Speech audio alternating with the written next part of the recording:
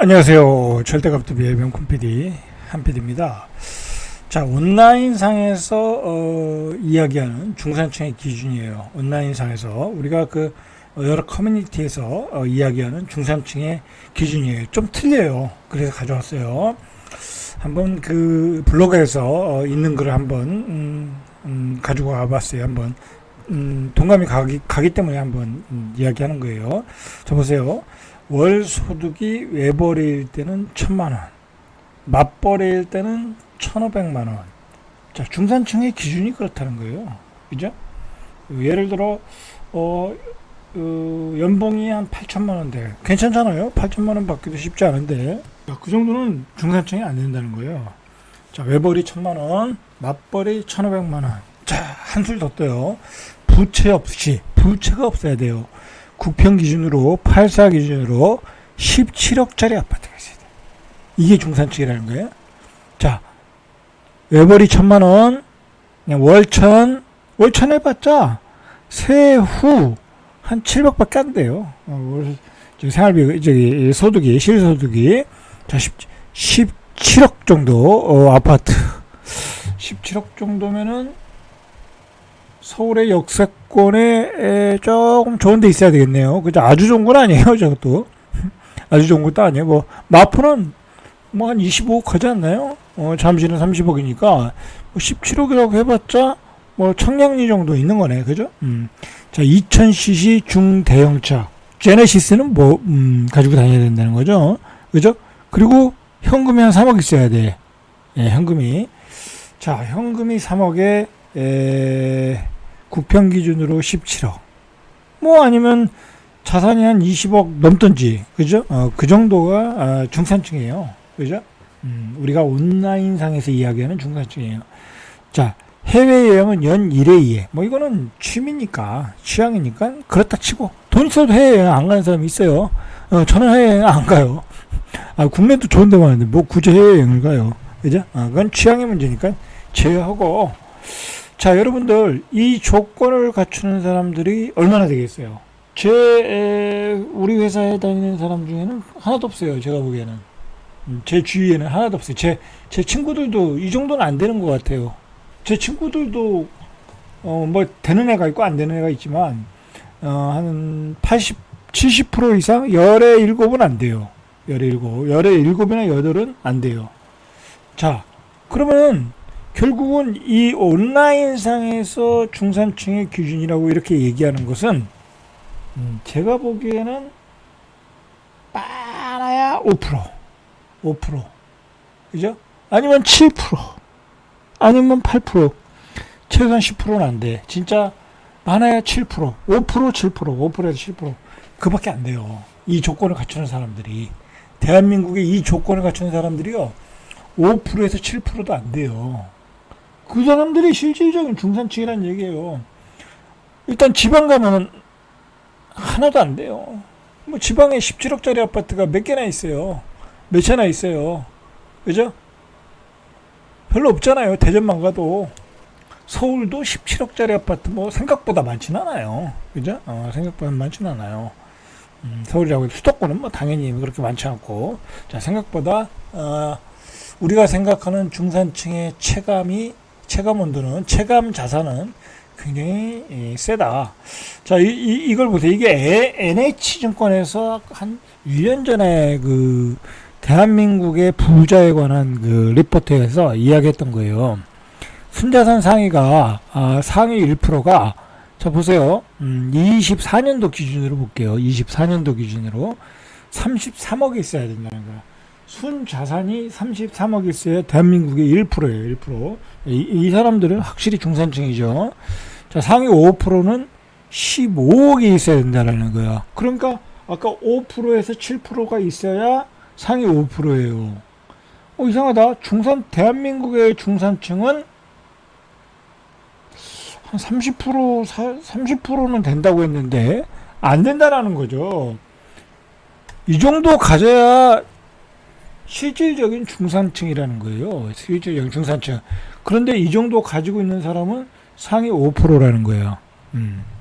자, 여러분, 제가 오늘 이야기하는 것은 뭐냐면, 여러분들의 이 중산층이라고 살고 있잖아요. 우리가 제 나이대를 기준으로 이야기할게요. 뭐 그래야 체감적으로 여러분들이 이해하실 수 있어.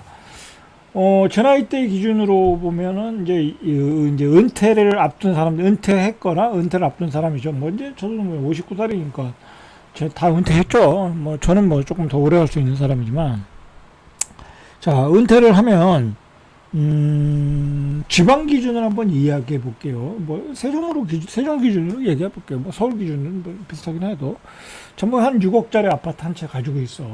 빚이 없이 6억짜리 아파트에 뭐 연금 조금 일찍 받는 사람, 저기 뭐죠? 국민연금.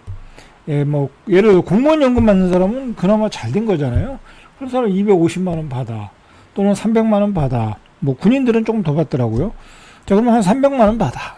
300만 원 받는 사람도 그렇게 흔하지 않아요. 자, 그리고 그건 300만 원 받고 현금이 한 1억 정도 있어. 그리고 한 자산은 한 6억이야. 사실 세종에도 그런 사람이 그렇게 많지 않아요. 별로 없어요. 제가 보기엔 10%도 안 돼요. 그러니까 연금 생활자 중에 안 돼요. 자, 근데 그런 사람들조차도 자신들은 중산층이라고 생각하고 살 거 아니에요. 그죠? 연금 300만 원 나와. 자산 6억 있어. 그리고 현금 1억 있어. 그게 중산층이에요. 중산층. 근데 제가 이야기하는 건 뭐냐면 그 사람들이 지금 중산층의 삶을 살고 있느냐라는 거예요. 못 살아요. 연금 300만 원 가지고 집은 집이니까 집은 그냥 그것 가지고 뭐 이렇게 생활비가 나오는 거 아니잖아요. 주택연금으로 돌리지 않으나. 자, 그런 사람들도 중산층의 삶이 안 된다. 그럼 그 나머지 사람들, 연금도 없는 사람들, 그죠? 아니면 연금 100만 원 받는 사람들, 그 사람들은 중산층이 아니에요. 그냥 하층민이에요. 그죠? 그리고 그러니까 그 사람들이 일을 하는 거잖아요. 노예, 그죠? 나가서 경비를 쓰거나 뭐 미아를 하거나 아니면 뭐 어떤 기술직을 하거나 그렇게 해서 한 300만 원을 벌어. 그러면 연금 플러스 하면 400만 원. 또는 아까 300만 원 사람들이 또 일을 해서 한 300만 원을 벌어요. 한 600만 원. 자, 600만 원을 벌어야 조금 먹고 살만한 거야. 근데 그 사람들도 그렇게 여유롭지 않더라고요. 제 옆에서 보니까 여유롭지 않아요. 300만 원을 버는 사람들도 노예에 가서 일을 해야 되잖아. 어쨌든 일을 하는 건 나쁜 건 아니니까. 자, 일을 해서 300만 원을 벌어. 일을 해서 연금 플러스 300만 원에서 600만 원을 벌어. 자, 그 사람들도 중산층이 아니라는 거야. 이 이야기는 아까 봤잖아요. 이거. 자, 이 기준으로 봤잖아요. 이 기준으로 보면 중산층이. 자, 이 기준은 말 그대로 여유로운 생활을 하는 사람들이야. 그죠? 그렇게 여유로운 생활에 차이가 있다라는 거야. 이 정도 생활을 해야 대한민국 사람들이 나는 중산층이다라고 생각하는 거야. 월 300만 원 벌어. 또는 뭐 노후에 한 500만 원 벌어. 빠듯하다 이거야. 뭐 먹고만 사는 거야. 그게 먹고만 사는 거 외에는 아무것도 없는 거야. 그러니까 그걸 중산층이라고 볼 수가 없는 거야. 조금 더 구체적으로 좀 들어가 볼까요? 자, 오늘 굉장히 중요한 얘기예요. 자, 여러분들, 제가 오늘 여러분들한테 꼭 해주고 싶은 얘기는 뭐냐면, 지금 여러분들이 이 300만 원, 그러니까 노후 기준으로 나는 300만 원 확보했어. 연금 받아서 나는 연금 플러스 300만 원에 나가서 뭐 좀 일을 할 거야. 500만 원, 600만 원 벌어. 그리고 뭐 자산은 뭐 한 5억, 6억, 뭐 그것밖에 없어. 어차피 집은 팔 게 아니니까. 그것도 지방에서 많은 거예요. 지방에 3억짜리, 4억짜리, 2억짜리 아파트 허다해요. 그럼 자산이 2, 3억밖에 안 된다는 거야. 자, 여러분들, 그 사람들의 삶이 어떻게 되겠어요? 실질적으로 중산층의 삶도 아니고요. 그리고 제가 여러분들한테 이야기해주고 싶은 거는 앞으로 이게 이야기는 사실 40대, 50대, 뭐 60대 잘 들으셔야 돼. 잘 들으셔야 돼. 여러분들 내가 정말 나는 지금 중산층이라고 생각하지만 앞으로 5년 뒤에 10년 뒤에는요. 여러분들 하층민이 된다라는 이야기를 오늘 하고 싶은 거예요. 여러분들 내가 10년 전으로 돌아가서 자산이 6억, 10억이 있어. 그리고 나는 300만 원, 500만 원을 벌어. 그리고 매달 들어와, 통장으로. 그러면 나는 중산층의 삶을 산다고 생각했잖아요. 10년 전에. 그죠? 그런데, 그렇게 사냐 이거야. 난 300만원, 500만원 받아가지고 내가 입고 싶은 옷 좀 다 백화점 가서 사 입고, 먹고 싶은 거 다 먹고, 해외여행 가고, 골프 치고, 사람들 만나면 밥도 사주고, 친척들 만나면 밥도 사주고, 그렇게 못 하잖아요. 그죠? 그 돈 가지고. 그게 왜 그래요? 인플레 때문에 그렇잖아요, 인플레. 물가가 많이 올랐잖아요. 자, 그러면 앞으로 10년 뒤에는 더 어떻게 되겠어요? 그리고 우리가 10년 전의 부자와 지금의 부자와의 차이를 보세요. 10년 전에는 현금 10억, 자산 10억, 토탈 20억만 있어도 정말 엄청난 부자였는데 지금은 그것 가져도 중산층에 낄까 말까 하잖아요. 그죠? 그럼 앞으로 10년 후에는 어떻게 되겠어요? 여러분들의 자산이 그대로 있어. 6억밖에 없고 나는 그냥 이제 그때 되면 또 일도 못해. 그러면 연금밖에 안 나올 거 아니에요. 연금 100만원, 150만원 또는 300만원밖에 안 나올 거 아니에요. 여러분들이 그래서 하층민이 된다는 거야. 제가 이야기하고 있는 거는. 여러분들이 그래서 하층민이 된다라는 거야. 가만히 있어 보니까 가만히 있고 아무런 노력도 안 하고 10년 뒤에 자산을 못 늘리면 여러분들은 다 하층민이 된다는 얘기예요. 그죠? 마찬가지예요. 저도 이제 부동산 급등기를 통해서 자산을 많이 늘렸고 그래서 그나마 저도 이제 거의 이제 상위 3% 또는 상위 1%에 가까워지는 사람인데 자산의 규모로 보면 그리고 이제 월 소득으로 보면 저는 여러 가지 제가 월 소득을 어떻게 될지 다 세팅을 해놨다고 그래 이야기 매번 하고 있잖아요. 그 은퇴 기준으로 제 사업소도 그러니까 제 와이프가 하는 사업과 제가 월급 받는 것과 그리고 제 연금과 그리고 뭐 상가 다 합쳐서 저는 월 2천까지 맞춰놓고 있다고 그랬잖아요. 월 2천이면 아까 조건에 들어가는 거잖아요. 그죠? 그런 식으로 저는 계획을 이미 5년 전, 10년 전부터 짰던 거예요. 그게 이제 앞으로 몇 년 정도 있다, 제가 진짜 은퇴할 때 되면 다 완성이 되게끔 만들어 놨잖아요, 지금. 그죠? 바로 그러한 노력을 10년 전부터 했기 때문에 가능한 거예요. 근데 저도 여기서 가만히 있어. 그죠? 만약 제 자산이 한 뭐 20억, 30억이 됐어, 지금. 근데 가만히 있는 거야. 앞으로 10년 후까지 자산 늘릴 생각을 안 해. 그 자산을 이제 40억, 50억을 만들어야 될 거 아니에요. 근데 가만히 있어서 그대로야. 20억, 30억밖에 안 돼. 그럼 어떻게 되겠어요? 그러면 저도 중산층에서 상위 1%에서 탈락되는 거예요. 그죠? 오늘 이야기하고 싶은 얘기는 그 얘기예요. 자, 보세요. 이것도 엠브레인 트렌드 모니터에서 출처해서 따온 건데 좋은 자료를 한번 제가 출처해서 따온 건데 한번 보세요. 한국 내 중산층의 기준 그리고 이상적인 중산층의 유형, 그죠? 유형. 자, 이거에 대해서 우리가 한번 좀 살펴볼 필요가 있어요. 자, 이상적인 중산층의 유형을 한번 보세요. 이 내용이 중요한 것 같아요. 이 내용은 뭐 그렇게 우리가 알 필요 없고요.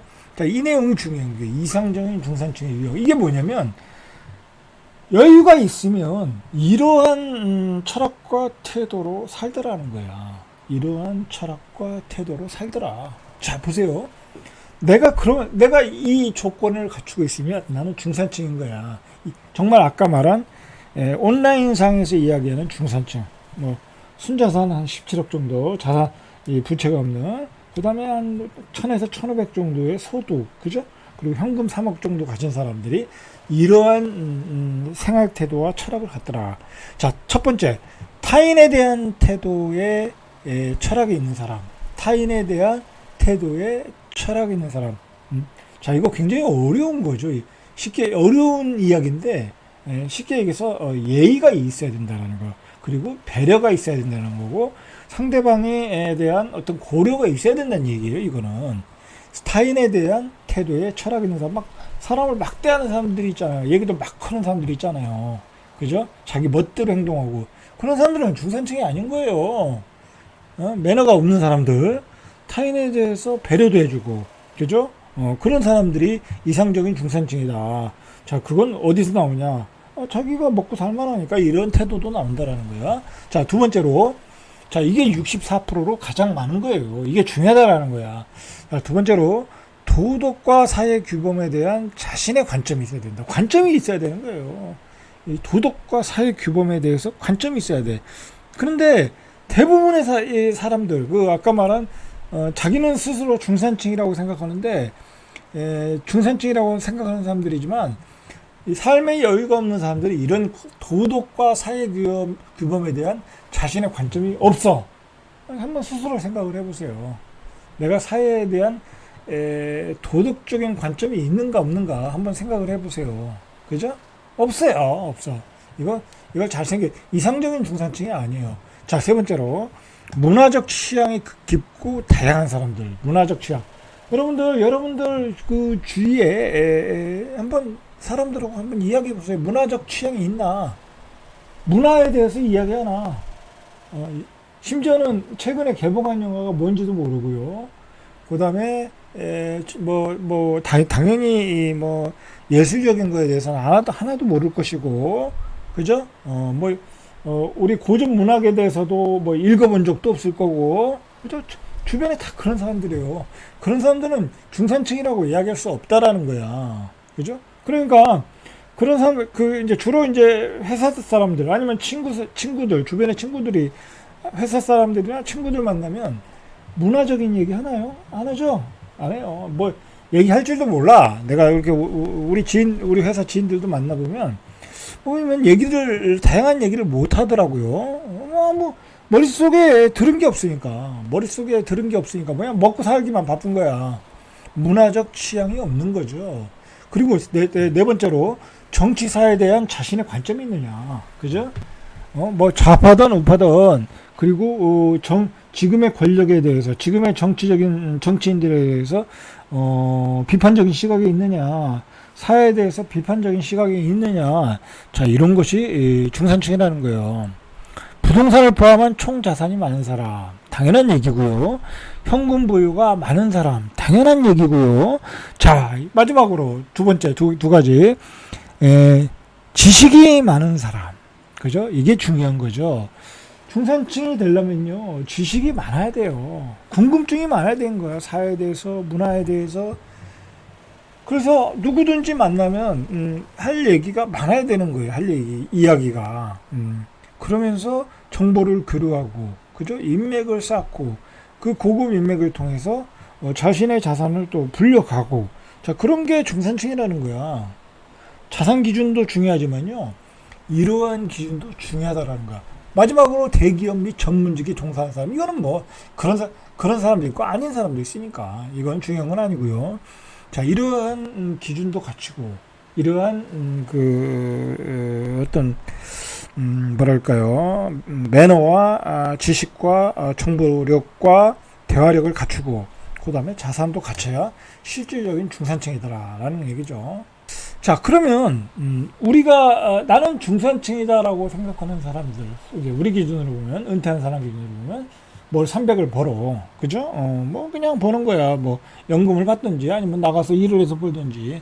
그리고 집도 한 6억 있어. 근데 스스로 생각하는데, 자, 그런 사람들의 대부분이요. 여러분들의 주위에 있는 사람들하고 한번, 이런 관점을 가지고 한번 대입을 해보세요.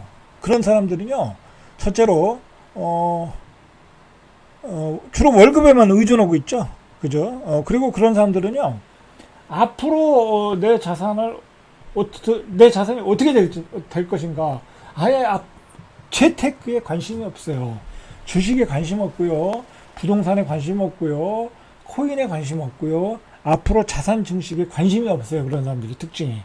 그러니까 그런 사람들은 지금은 나는 근근히 먹고 사는 중산층 끄트머리에 있다, 그렇게 생각을 하지만 앞으로 10년 뒤에는 그 사람은 인플레에 의해서, 현금 가치의 하락에 의해서, 그리고 자산 증식하는 사람들은 앞으로 이렇게 전진해 나가거든요. 그 사람들과의 격차가 더 벌어지면서 하층민으로 잘 나갈 수 있어요. 내가 주식에 관심 없고, 내가 부동산에 관심 없고, 어떻게 부를 늘릴 수가 없어요. 부를 못 늘리면 어떻게 되겠어요. 그냥 하층민으로 추락하는 거예요. 자, 그렇더라라는 거죠. 자, 그렇더라. 그래서 여러분들 만나는 사람들 확인해 보세요. 그죠? 만나는 사람들 확인해 보세요. 맨날 먹는 얘기, 맨날 뭐 어디 친목회 갔단 얘기, 그죠? 맨날 뭐 친구 만나서 쓰잘데기 없는 얘기, 맨날 친구 만나서 뭐 자식 자랑하는 얘기. 자, 그런 사람들은 그냥 다 중산층에서 아웃되는 거예요. 그죠? 왜? 나는 이 수준을 유지하면 중산층인 줄 알았는데 다른 사람들은 10년 뒤에 치고 나가더라. 그리고 내가 가지고 있는 현금 가치가 뚝 떨어지더라. 나는 10년 뒤에 내 연금이 한 20% 올라갔는데 물가는 한 100% 올라갔어. 그러니까 이게 하락이 되는 거죠. 하락이 되는 거예요. 자, 결국은 여러분들은 평범하게 살고 있다. 그리고 중산층으로 현재의 삶에 만족을 하고 있지만 평범하게 살고 있으면 결국 바닥으로 추락한다. 자, 그 얘기예요, 그 얘기. 자, 또 재밌는 건 뭐냐면요. 요런 거 한번 마지막으로 이야기할게요. 제가 느낀 건데, 비교해서 좀 느낀 거죠. 저희 주변에 이제 회사 지인들이 있을 거 아니에요? 예, 그리고 주변 친구들도 있을 거 아니에요? 누구도 쉽게, 내가 밥을 살게. 그런 사람이 없더라고요. 내가 밥 한 번 살 테니까 다들 모여라. 그렇게 하는 사람이 거의 없더라고요. 그 뭐예요? 여유가 없다라는 거예요, 여유가 없다. 그 뭐예요? 예? 먹고 살기 급급하다라는 거죠. 그죠? 자, 정리하면, 앞으로 자산 증식에 관심이 없다. 나는 어디를 가도 주식 얘기도 못한다. 부동산 얘기도 못한다. 대한민국의 부동산에 대해서 전망도 못한다. 그리고 나는 내가 생각하는 사회적인 이야기, 정치적인 관점, 그죠? 그런 관점도 없다. 그냥 뭐 세상 대충 사는 거야. 자, 그런 관점. 자, 그렇게 살면 어떻게 된다? 지금은 근근히 먹고 살지만 나중에는 하층민으로 떨어질 수 있다. 조금 과격한 이야기지만 맞는 얘기예요. 마찬가지로 저도 10년 전으로 돌아가서 지금의 제가 계획했던 것들을 고민 안 하고 계획을 안 세웠다면 저도 하층민이 됐죠. 그리고 앞으로 자산을 어떻게 늘릴지도 몰라. 그러면 저도 하층민이 됐겠죠. 그러나 저는 10년 전에 이미 그런 고민을 했기 때문에 지금 거의 상위 1%에 가까워진 거예요. 이 기준으로 볼 때는 확실한 중산층 안으로 들어갔고요. 그러나 저도 지금도 가만히 있으면 안 된다. 지금의 자산을 10년 후에는 2배로 키울 계획을 짜고 있어야 된다. 물론 다 계획을 짜놨죠, 저는. 자, 절대값TV의 명품 PD, 한 PD였습니다.